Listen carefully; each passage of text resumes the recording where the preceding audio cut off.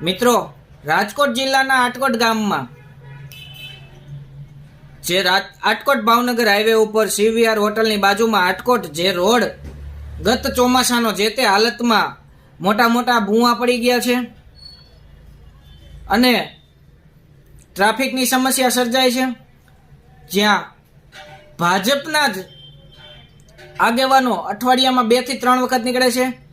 ભાજપના તાલુકા પંચાયત અને જિલ્લા પંચાયતના ચૂંટાયેલા સભ્યોને હું એટલું જ તમે કહું છું, તમે પણ એ રોડ ઉપર ઘણી વખત નીકળો છો, છતાંય તમને એ કોઈને ધ્યાનમાં નથી આવતું.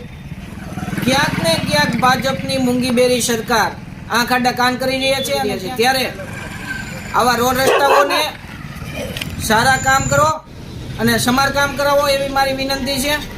અને તમારે મત માગો હોય ત્યારે તમે ઘરે ઘરે જાવ છો, ભાઈ અમે મત આપો, અમે આ કામ કરશું, અમે સારું કામ કરશું, પણ તમે જે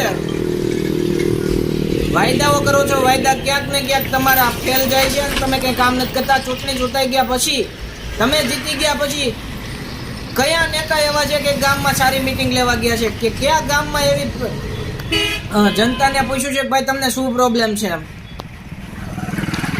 એટલે તમે તમારું જે લોકોએ તમારી પર વિશ્વાસ મૂક્યો છે એ વિશ્વાસ ઉપર ખરા ઉતરો.